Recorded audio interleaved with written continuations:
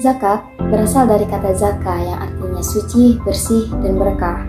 Sebagaimana yang kita ketahui bahwa zakat merupakan ibadah yang wajib ditunaikan oleh seorang muslim ketika telah memiliki harta yang telah mencapai nisab dan juga haul ataupun syarat untuk berzakat. Dalam Quran Surat At-Taubah ayat 103, Allah Subhanahu wa Ta'ala berfirman, "Khudh min amwalihim shadaqatan tutahhiruhum wa tuzakkihim biha wa shalli 'alaihim inna sholataka sakanun lahum wallahu sami'un 'alim." Yang artinya, ambillah zakat dari sebagian harta mereka. Dengan zakat itu, kamu membersihkan dan mensucikan mereka, dan mendoalah untuk mereka. Sesungguhnya doamu itu menjadi ketentraman jiwa untuk mereka, dan Allah Maha mendengar lagi Maha mengetahui.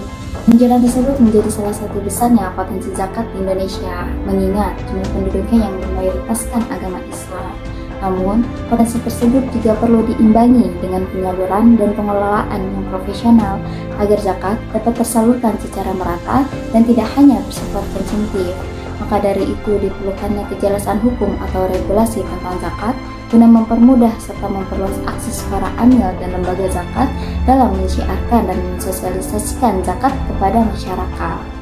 Sedikit menengok sejarah regulasi zakat di Indonesia. Pada awal pasca kemerdekaan, zakat hanya diberikan secara konsumtif dari tangan muzaki langsung ke tangan mustahik. Tanpa adanya perantara amil, itu pun hanya sekadar zakat fitrah. Melihat adanya potensi yang berjalan kurang maksimal, akhirnya pemerintah mengeluarkan Undang-Undang Nomor 38 Tahun 1999 tentang pengelolaan zakat. Dan sebagai implementasi dari undang-undang tersebut, dibentuklah oleh pemerintah Badan Amil Zakat Nasional serta izin kepada masyarakat untuk mendirikan lembaga amil zakat yang nantinya akan dikukuhkan oleh pemerintah. Namun, undang-undang tersebut dinilai sudah tidak lagi efisien atau sesuai dengan perkembangan masyarakat pada saat ini. Hingga akhirnya, Undang-Undang Nomor 38 Tahun 1999 diganti dengan Undang-Undang Nomor 23 Tahun 2011 yang mengatur tentang 1. Lembaga pengelola zakat, 2. Perhimpunan dana zakat, 3. Pendistribusian dana zakat kepada mustahik, keempat yaitu hukuman bagi para amil atau lembaga zakat yang melanggar aturan. Kira-kira gimana ya perubahan yang ada di Undang-Undang Nomor 23 Tahun 2011? Yuk kita ulas satu persatu. Yang pertama, pengaturan lembaga pengelola zakat. Dalam Undang-Undang Nomor 23 Tahun 2011 mengemukakan bahwa tujuan pengelolaan zakat untuk meningkatkan efektivitas dan efisiensi pelayanan dalam pengelolaan zakat. Yang kedua, untuk meningkatkan manfaat untuk mewujudkan kesejahteraan masyarakat dan penanggulangan kemiskinan. Dari tujuan tersebut, lembaga amil zakat yang mengelola dana umat seperti dompet duafa, rumah zakat, inisiatif zakat, dan lembaga amil zakat lainnya tidak bisa sembarang dalam mengelola dana zakat, tetapi juga perlu memastikan bahwa pengelolaannya memenuhi 7 asas, yaitu syariat Islam, amanah, kemanfaatan, keadilan, kepastian hukum, terintegritas, dan akuntabilitas. Yang dimana dalam pelaksanaan perhimpunan, pendistribusian, dan pendayagunaan yang telah dilakukan oleh lembaga amil zakat wajib dilaporkan secara berkala kepada Badan Amil Zakat Nasional. Yang kedua, pengaturan perhimpunan zakat.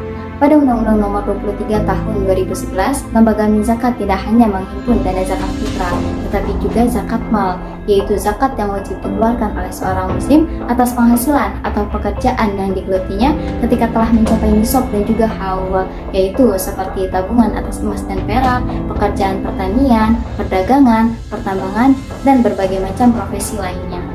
Yang ketiga, pengaturan penyaluran zakat.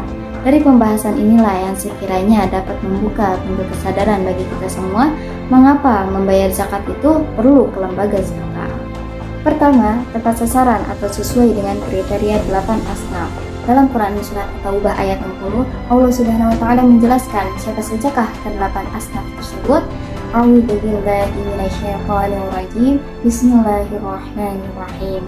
Innamas shadaqatu lil fuqara'i wal masakin wal 'amilina 'alaiha wal mu'allafati qulubuhum wa fil riqabi wal gharimin wa fi sabilillahi wa ibnis sabil fariidatan minallah wallahu 'alimun hakim. yang artinya sesungguhnya zakat itu hanyalah untuk orang-orang fakir, orang-orang miskin, para amil zakat, para mu'alaf yang dilunakkan hatinya, untuk memerdekakan budak sahaya, untuk orang-orang yang terlilit hutang, untuk di jalan Allah, dan untuk mereka yang berada di dalam perjalanan, sebagai suatu ketetapan yang diwajibkan Allah, dan Allah Maha Mendengar, Maha Bijaksana.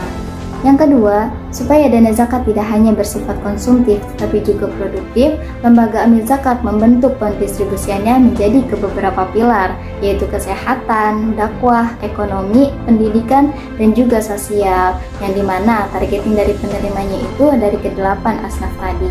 Teman-teman jadi kebayangkan seberapa besar manfaat harta yang kita zakati ketika dikelola oleh lembaga zakat, yang padahal besaran dari zakat itu tidak seberapa atau bahkan tidak sebesar pajak, akan tetapi hasilnya mampu membangun ekonomi negara.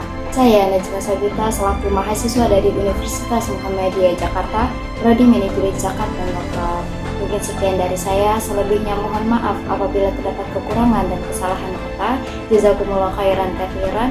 Wassalamualaikum warahmatullahi wabarakatuh.